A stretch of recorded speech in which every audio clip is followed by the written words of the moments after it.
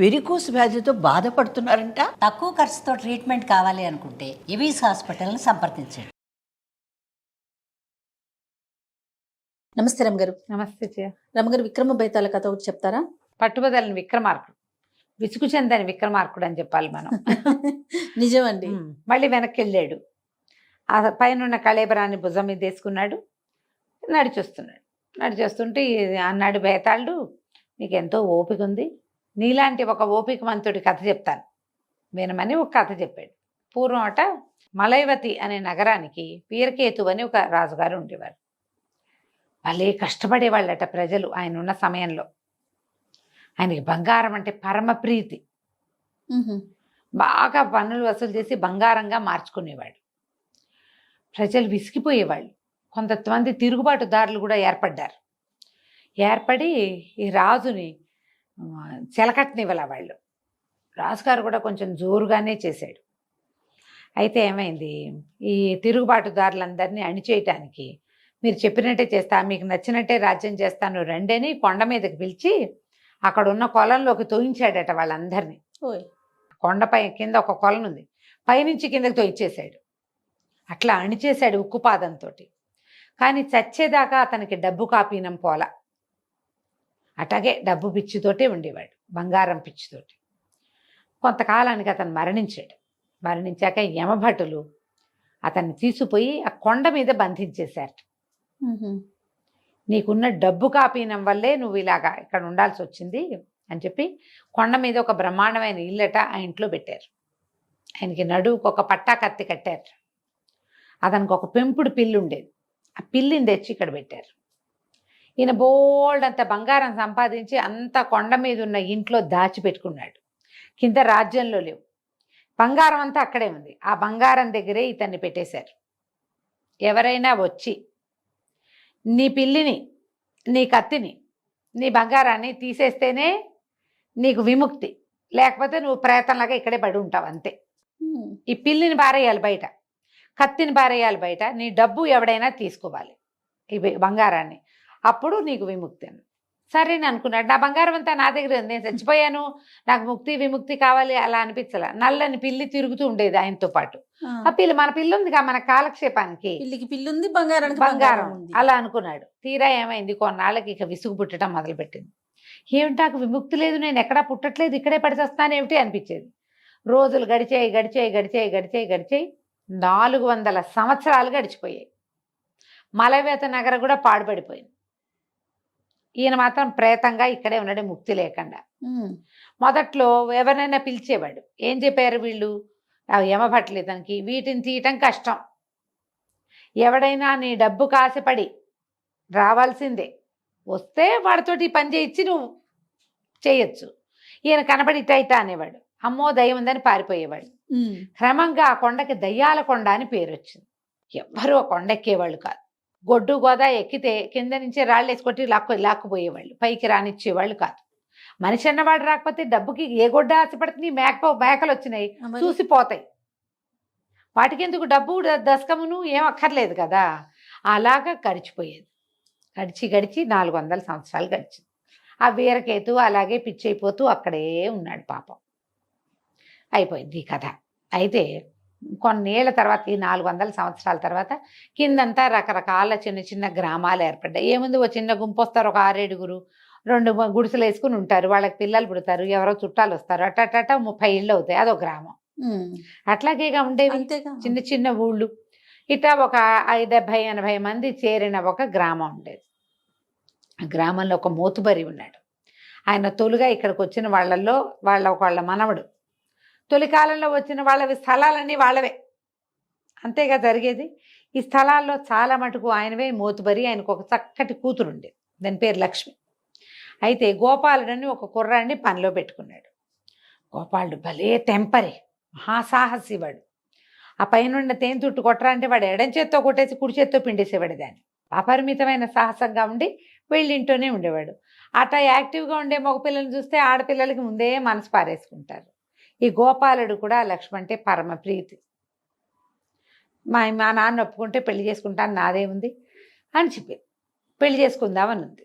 అడిగాడు, ఏమండి మోతుపరి గారు, అయ్యగారు లక్ష్మి నాకిచ్చి పెళ్లి చేయండి, నేను మీ పొలాలు గిలాలు అన్నీ నేనే చూసుకుంటాను అనేసరికి వాళ్ళ నాన్న తోకతో కింద తాచలాగా లేచాడు.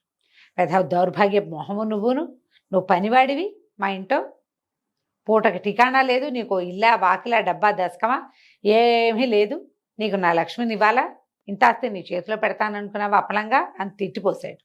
చారెడు బంగారం తెస్తే మాట్లాడతా నీతో, లేకపోతే పొమ్మన్నాడు. వీడికి ఎక్కడి నుంచి వస్తుంది, అనాకా నీకు కొరగాని వాడు వీడు.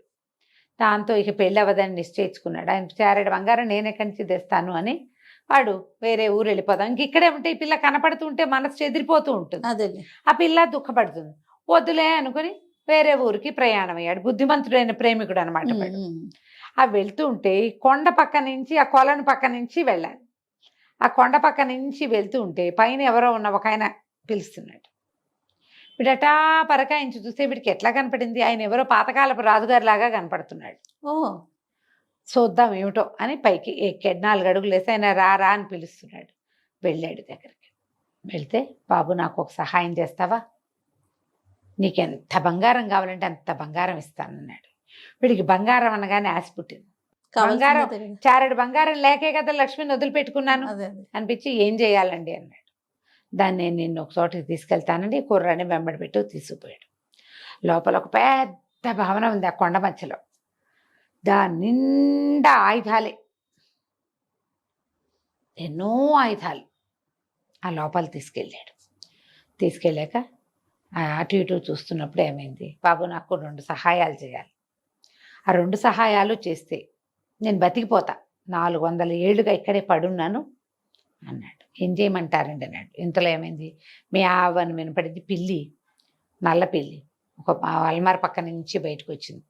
మనిషిని చూసేసరికి పెద్ద పులిలాగా దూకింది తన మీద. దూకేసరికల్లా పట్టుకున్నాడు దాన్ని. ఈయన అన్నాడు, రాజుగారు బాబు ఈ పిల్లిని కొండ కింద పారేసిరా, దీన్ని వెనక్కి రానివ్వద్దు, కానీ పారేసే క్రమంలో నువ్వు నోరు తెరవకూడదు, ఆ అనకూడదు, కుయ్యో మొర్రో అనకూడదు, మూలకూడదు, సౌండ్ రాకూడదు, నిశ్శబ్దంగా ఈ పిల్లిని కింద పారే, దీన్ని బయట పారేసిరా, నీకు ఇంకో పని చెప్తా, ఆ పని కూడా చేస్తే నీకు బంగారం ఇస్తా, ఎంత నొప్పి కలిగినా ఎంత బాధ కలిగినా నువ్వు మాట్లాడకుండా ఉండాలి అనేసరికి ఈ పిల్లిని పట్టుకున్నాడుగా, గట్టిగా బడిచి పట్టుకుని చూస్తున్నాడు ఏం చేయాలి అని. ఈయన ఏం చేశాడు, గోడను ఒక దాన్ని ముట్టుకున్నాడు. ముట్టుకోగానే గోడెట్ట తెరుచుకుంది. నుంచి వెళ్ళి కొండ చివరికి వెళ్ళిపోమన్నాడు. ఈ పిల్లి వీడిని చేత విధాల గీరి పీకి కొరికేసింది. అయినా సరే వీడి కిక్కుమనలా. వీడికి ఏం కావాలి, బంగారం. అటా పట్టుకెళ్ళి పిల్లిని విసిరి కొట్టేశాడు పైనుంచి కిందకి. కింద పడ్డమేంటి మాయమైపోయింది పిల్లి. చేతులంతా గీరేసింది. ఇట్లా దగ్గర పట్టుకుంటే ఇట్లా మేడ మీద ఛాతీ మీద కొరికేసింది అది.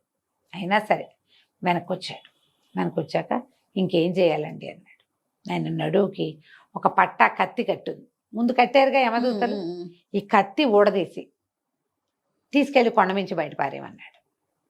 సరేనండి అని ఇట్లా నడువు దగ్గరకు వచ్చేసరికి ఇంత పెరిగిపోయాడు రాజుగారు. ఆ కత్తి పార్టు వీడు 2 చేతులు పైకెత్తితే కూడా అందనంత ఎత్తుగా ఉంది. ఓహో, దాన్ని ఎట్ట విపదీస్తాడు. వాడు అట్టాగే మునివేళ్ల మీద నిలబడి కష్టపడి అందినంత మేర ఎట్లా గొట్లా తాగాడు. తాగితే ఆ కత్తి ముడుడిపోయి జర్రును జారి వీడి కాలు మీద పడింది. పై ప్రాణాలు పైన పోయినాయి. అరిస్తే మళ్ళీ కత్తి వెళ్ళి అతుక్కుపోతుంది పైన. ఓహో, అరవద్దు మాట్లాడద్దన్నాడుగా, నోరు గట్టిగా మూసుకున్నాడు. కాళ్ళుంచి అదే పనిగా నెత్తురు వెళ్ళిపోతున్నా సరే ఆ కత్తి పుచ్చుకొని బయలుదేరాడు. ఈయన మళ్ళీ గోడను ముట్టుకుని గోడని ఇట్లా తెరిచాడు. పట్టుకెళ్ళి పైనుంచి కింద పడేసేయమన్నాడు. వీడు ఏం చేశాడు, ఆ కత్తిని మొయిలైపోయాడు. అంతకంతకి బరువు ఎక్కిపోతాను.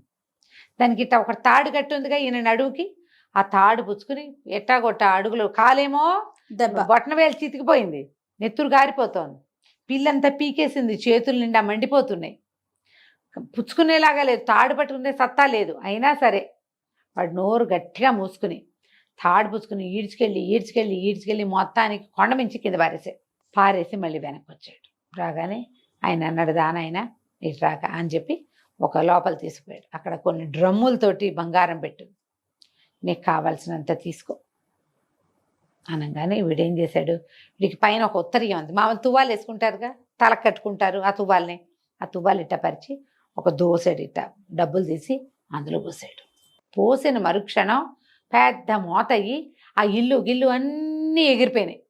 రాజుగారు కూడా లేడు. వీడు ఇట్ట పోసుకున్నాడుగా, అది మాత్రం ఉంది.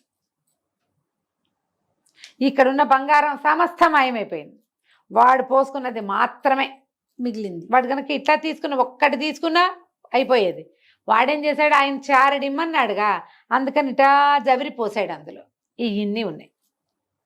ఆ బంగారాన్ని మూట కట్టుకుని మెల్లిగా కొండ దిగి వచ్చేసాడు. వచ్చి బంగారం ఈయన దగ్గర పట్టుకుపోయాడు.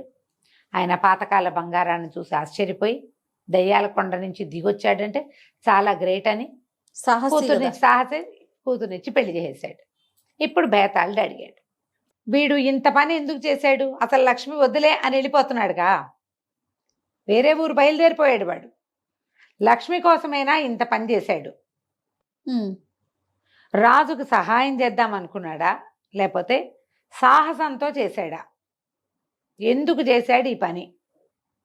ఈ ప్రయత్నంలో వాడు మొదటిసారి పిలిపీకినబడే చచ్చిపోయి ఉండొచ్చు. రాజుగారు చెప్పాడు, నీకు దెబ్బలు తగలటమే కాదు, నువ్వు చచ్చిపోవచ్చు కూడా. తెలిసి కూడా చేశాడు. ఎందుకు చేశాడు అని అడిగాడు బేతాళుడు. రాజుగారు చెప్పారు, లక్ష్మి కోసం కాదు, వీడు బేసిక్ సాహసి. లేకపోతే వాళ్ళ ఇంట్లో పనిచేసేవాడు, నదురు బెదురు లేకుండా నెలకి రూపాయి జీతం తీసుకునేవాడు, కోటీశ్వరుడి కూతుని మీ పిల్ల నాకు ఇచ్చి పెళ్ళిం చేయండి అని అడుగుతాడా? టెంపర్తనం వాడికి. సాహసి వాడు. సాహసంతో రాజును చూసి వచ్చాడు. ఇంకోడైతే ఆ 400 ఏళ్ల నాటి బట్టలు వేసుకుని ఉన్నవాడు పిలిస్తే వెళ్తాడా? ఆ ఊళ్ళో ఎవరు వెళ్ళాల, ఆ మందాన్ని పిలిచాడు ఆయన. వీడొక్కడే వెళ్ళాడు. వెళ్ళే సాహసం. ఆయన చెప్పాడు ఏదో ప్లాను, అయినంత అవుతుంది, ఏదైనా సరే నేను చేసేస్తా అని ఉంది వాడికి. పరమ సాహసికుడు అవటం వల్లే ఈ పని చేశాడు. కానీ ఇది లక్ష్మి వాడికి దొరకటం ప్లస్ అంతే. వాడు తీసుకున్న డబ్బులతో లక్ష్మి కుదిరింది. కుదరపోయినా డబ్బులు ఉండేవి వాడికి. ఆయన ఒప్పుకోలేదు అనుకో, చేసేదేం లేదు. కానీ వీడు దానికోసమే చేశాడని అనుకోవడానికి వీల్లేదు. బేసిక్ సాహసి కాబట్టి ఈ పనికి ఒడిగట్టాడు. ఈ ప్రయత్నంలో ఎలా పోయేవాడు, ఆ లక్ష్మి ఎలాగూ దక్కలేదు, పోతే పోతాం అనుకున్నాడు. వస్తే ధైర్య సాహసే లక్ష్మి, అది కూడా వస్తుంది. అందుకని తెంపర్తనంతో చేశాడు అని చెప్పంగానే బేతాళుడికి నచ్చింది. నిజం ఆ మాట. పరమ సాహసి అవటం వల్లే ఈ కుర్రాడు ఈ పనికి దిగాడు. ఆ పిల్లిని పడేశాడు, ఆ కత్తిని పడేశాడు, ఆ డబ్బులు తెచ్చుకున్నాడు, ఇవన్నీ చేశాడు. నువ్వు బాగా చెప్పావు కానీ మౌనభంగం చేసావు కదా నువ్వు, అందుకని నేను వెళ్ళిపోతున్నానని శవంతో సహా బేతాళుడు మళ్ళీ చెట్టెక్కేశాడు. రాజుగారు మళ్ళీ వెనక్కి నడవటం మొదలుపెట్టాడు. కథ కంచికి మనం ఇంటికి. చాలా బాగుందండి. నమస్తే. నమస్తే.